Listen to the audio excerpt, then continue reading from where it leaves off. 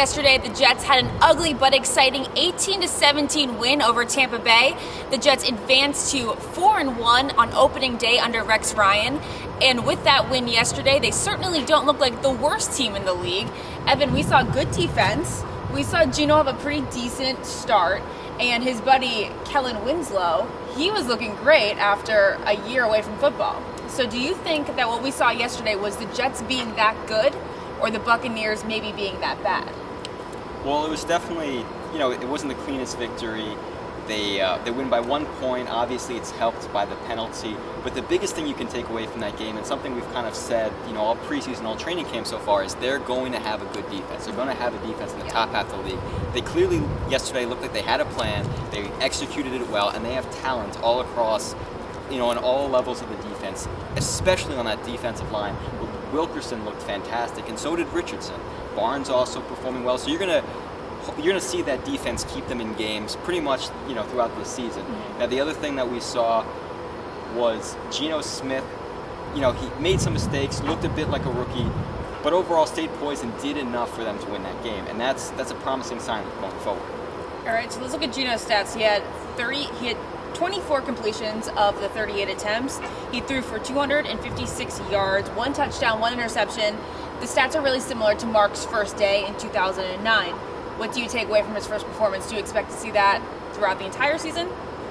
Yeah, there were moments where he looked like a rookie. I mentioned it before. There are times where his passes didn't look exactly accurate. Sometimes he looked like he was staring down his receiver, and there were moments where it didn't seem like he had a total grasp of the offense.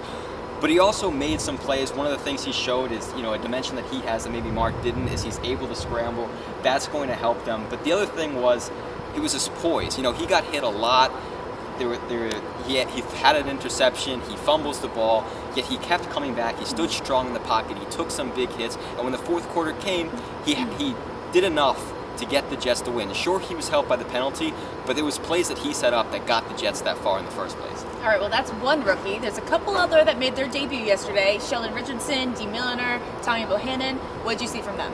Well, I thought Richardson looked great, and I think I briefly touched on this, but, he's just a high-energy guy, a guy that, you can put all over the field, and he just kept making plays, and he's a guy that I think fits so perfectly with Rex Ryan.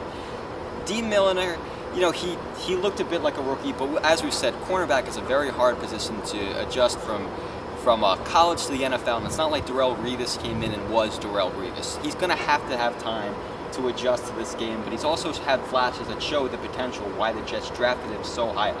Now, maybe at this early going, he might get picked on a bit, but it's just going to be learning experiences for him, and hopefully he improves as the season goes along. I thought Tommy Bohannon had a very good game. Obviously he's playing the fullback position, so it's not going to be the most glamorous position. He's not going to have the biggest plays, but he certainly did enough to warrant being a starting fullback. Yeah. All right. Well, that was one good game. Now we're off to the second game of the season, which will be Thursday in Foxborough as the Jets face the Patriots. Make sure to come back to the JetsInsider.com tomorrow for a preview on that game. I'm Ashley Iaconetti. And I'm Evan Slavit.